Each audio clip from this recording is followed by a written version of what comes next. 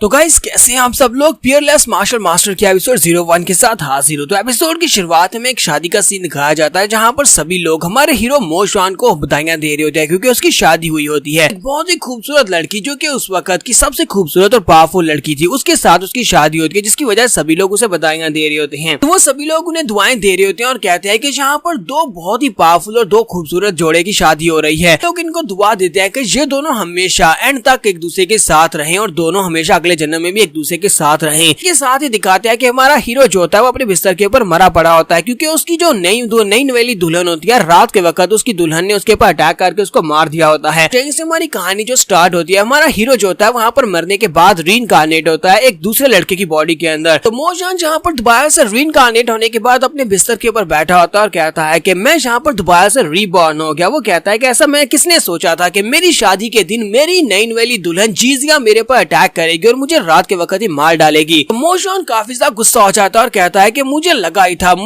था कि उसके बारे में जो रूमर्स हैं कि हमारी शादी जो है ये सिर्फ और सिर्फ एक कॉन्स्पिरेसी है। वो मेरे साथ शादी करना ही नहीं चाहती थी, मेरे साथ सिर्फ और सिर्फ किसी मकसद के तहत शादी कर रही थी, लेकिन मैंने इन बातों के ऊपर ध्यान नहीं दिया था। वो कहती है कि उसका भाई जो कि एम्परर है मेरे खिलाफ था, वो मेरे खिलाफ था और मुझे रास्ते से हटाना चाहता था। इसी वजह से उसने अपनी बहन की शादी मेरे साथ करवाई और अपनी बहन के हाथों से मुझे मरवा दिया।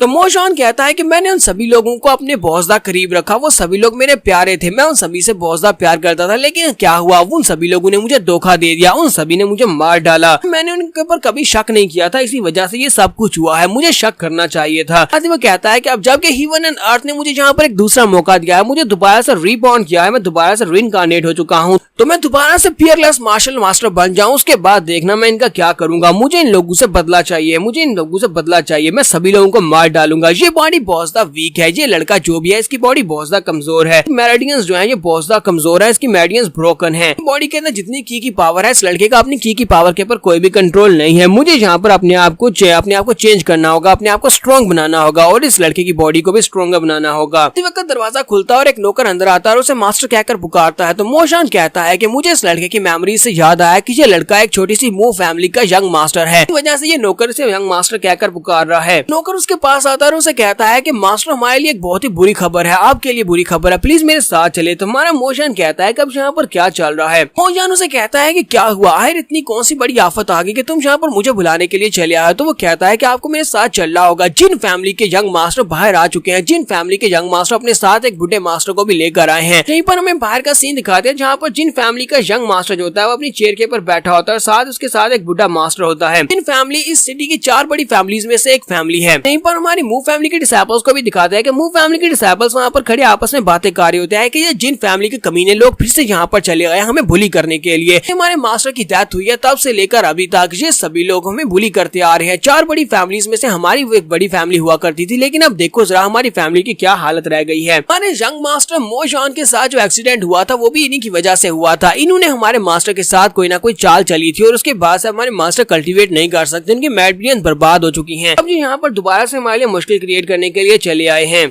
तो यंग मास्टर जिनके साथ जो बूढ़ा मास्टर होता है वो कहता है कि हम यहाँ पर एक बहुत ही जरूरी काम से आए, हम लोग यहाँ पर आज जानबूझकर आए हैं क्योंकि हम लोग यहाँ पर दोनों फैमिलीज के दरमियान में एक रिश्ता जोड़ने के लिए आए हैं। हम लोग अपनी फैमिली के जिन फैमिली के 2nd यंग मास्टर के लिए तुम्हारी 5th यंग मिस की शादी का प्रस्ताव लेकर आए हैं कि तुम्हारी 5th यंग मिस की शादी हमारे 2nd यंग मास्टर के साथ करवा दो। यहीं पर जिन फैमिली के 2nd यंग मास्टर को दिखाते हैं कि वो एक पागल होता है। वो फैमिली के सभी डिसाइपल्स उसे वहाँ पर देखने के बाद उनकी बात सुनने के बाद बहुत ज्यादा गुस्सा होते हैं। नेक्स्ट सीन में फिर से हमें मोशान का दिखाया जाता है। उसके साथ जो नौकर होता है वो उसे कहता है कि मास्टर वो लोग यहाँ पर अपने 2nd यंग मास्टर की शादी करवाने के लिए आए हैं। मोशान उसे कहता है कि 2nd यंग मास्टर, जिन फैमिली के 2nd यंग मास्टर के बारे में मुझे ये तो पता है कि वो पैदाइशी एक पागल है। क्या वो चाहते हैं कि वो हमारे पैदाइशी पागल की शादी हमारी फैमिली किसी यंग मिस के साथ करवा दें? बताओ कि वो कौन सी यंग मिस का रिश्ता मांग रहे हैं। वो सर्वेंट उसे बताता है कि वो लोग यहाँ पर हमारी 5th यंग मिस के लिए रिश्ता लेकर आए हैं, 5th यंग मिस के साथ उसकी शादी करवाना चाहते हैं। तो हमारा मोशान जो होता है वहाँ पर थोड़ी देर के लिए रुकता और कहता है कहीं वो पागल तो नहीं हो गए। 5th यंग मिस, मुझे अच्छी तरह से याद है कि हमारी 5th यंग मिस जो है वो बाकी सभी से बहुत ज्यादा टैलेंटेड है, वो एक बहुत ही प्यारी बच्ची है, मैं उस सिस्टर की शादी यहाँ पर तो बिल्कुल भी नहीं होने दूंगा, वो भी इस पागल इंसान के साथ। सर्वेंट उसे कहता है हाँ यंग मास्टर, हमारी यंग मिस ने भी मना कर दिया, उन्होंने नो बोला है, वो कहती है कि वो इस पागल के साथ शादी नहीं करेंगी। लेकिन जिन फैमिली वालों को यहाँ पर कौन समझाएगा, जिन फैमिली के लोग तो यहाँ पर फोर्सफुली ये सब कुछ करने के लिए आए हैं वो हमें मजबूर करेंगे और उसके बाद हमें उनके सामने हार मानना पड़ेगी।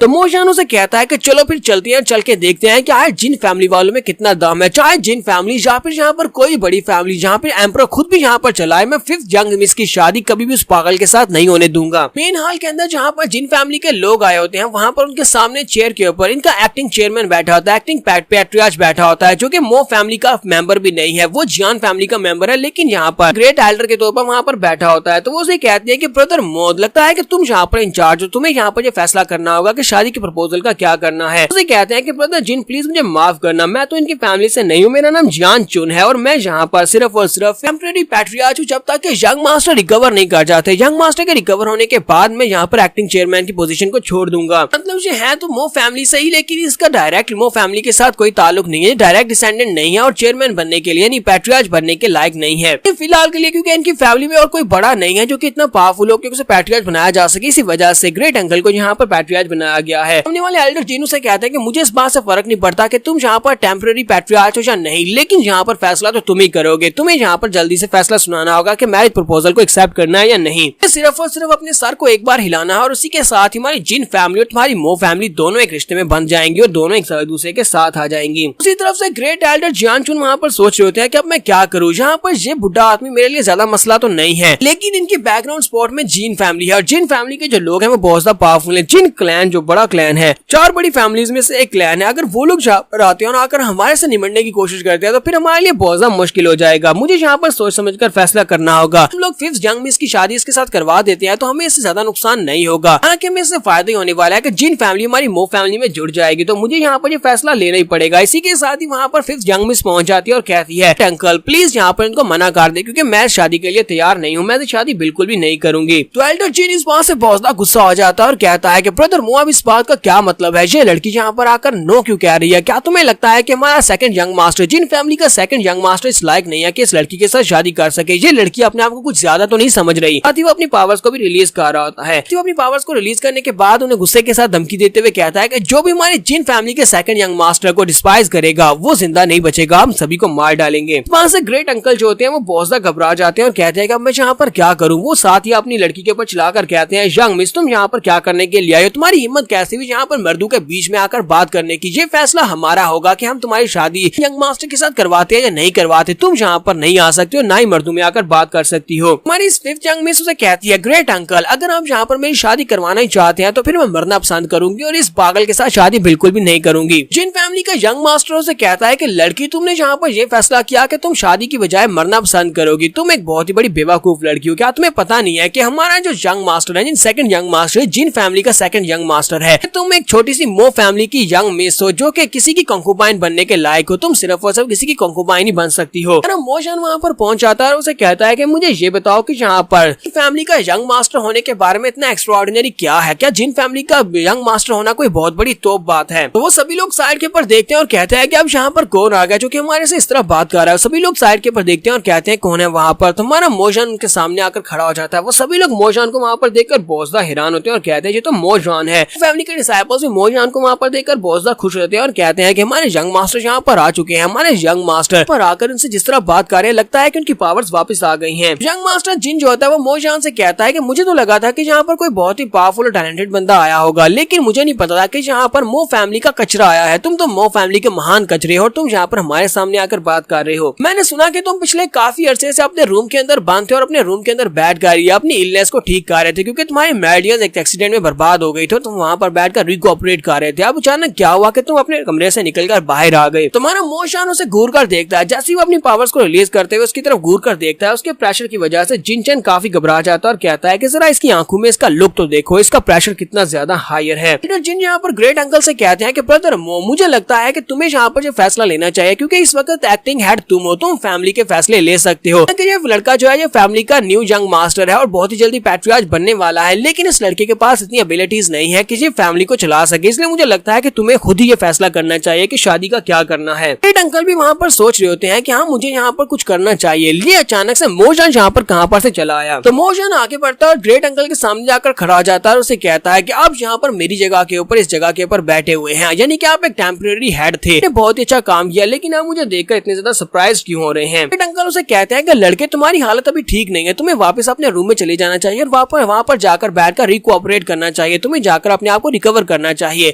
मोजान उसे कहता है ग्रेट अंकल अब आप जा सकते हैं, इस कुर्सी को छोड़ दे। ये बात सुनने के बाद ग्रेट अंकल बेचारे को एक झटका लगता है। वो कहते हैं ये क्या बकवास किए जा रहे हो, यहाँ पर करना क्या चाहते हो, क्या तुम खुद इस कुर्सी के ऊपर बैठना चाहते हो। मोशान से कहता है कि आपको क्या लगता है कि मैं यहाँ पर क्या करना चाहता हूँ। जिन फैमिली के लोग अक्सर यहाँ पर आते हैं और आकर हमें बुली करते हैं, हमारी मूव फैमिली को बुली करते हैं, लेकिन आप क्या करते हो, आप फैमिली के एक्टिंग हेड होने के नाते आपको इनके सामने खड़ा होना चाहिए था, लेकिन आप यहाँ पर बैठकर बीगी बिल्ली की तरह बस इनकी बातें सुनते रहते हो। आप एक बहुत ही डरपोक इंसान हो और आप हमारी फैमिली के हेड होने के लायक नहीं हो। ग्रेट अंकल उसे कहते हैं ये तुम किस तरह की बात कर रहे हो, तमीज के साथ बात करो, मैं तुम्हारा ग्रेट अंकल हूँ। तो हमारा मोशान उसे कहता है ग्रेट अंकल ये तो आपकी मेहरबानी है, अगर आप यहाँ पर नहीं होते तो मेरी सिचुएशन ऐसी नहीं होती, मेरी मेडिसिन बिल्कुल ठीक होती। इसके साथ ही ग्रेट अंकल कहते हैं कि ऐसा तो नहीं है कि इसे कुछ पता चल गया, और इसी के साथ ही वो अपनी पावर्स को रिलीज करते हैं और कहते हैं कि मुझे इसे निमटना होगा, अगर मैंने इस लड़के को यहाँ पर मार डाला तो वो सच भी किसी को पता नहीं चलेगा। ग्रेट अंकल अपने हाथ में अपनी पावर्स को रिलीज करते हुए अपने क्लॉ के साथ उसके ऊपर अटैक करते हैं और कहते हैं कि क्योंकि तुम फैमिली के कचरे हो और तुम्हें हमारी सच्चाई के बारे में पता चल चुका है तो फिर तुम्हें मरना होगा। जहाँ पर हम लोग अपनी एपिसोड 01 का एंड करेंगे और नेक्स्ट एपिसोड में देखेंगे क्या ये ग्रेट अंकल जो है ये मोशान को मार पाएगा, क्या मोशान अपना बदला ले पाएगा एम्परर से, अपनी बीवी से और उन सभी लोगों से जिन लोगों ने उसके खिलाफ साजिशें की थी। यहाँ पर हम लोग अपनी एपिसोड का एंड करने वाले हैं। एपिसोड की एक्सप्लेनेशन अच्छी लगी हो तो कमेंट करके जरूर बताइएगा और चैनल को सब्सक्राइब और लाइक करिएगा और वीडियो के ऊपर लाइक करना मत भूलिएगा, क्योंकि लाइक के ऊपर डिपेंड करेगा कि आगे कौन सी सीरीज को कंटिन्यू किया जाए।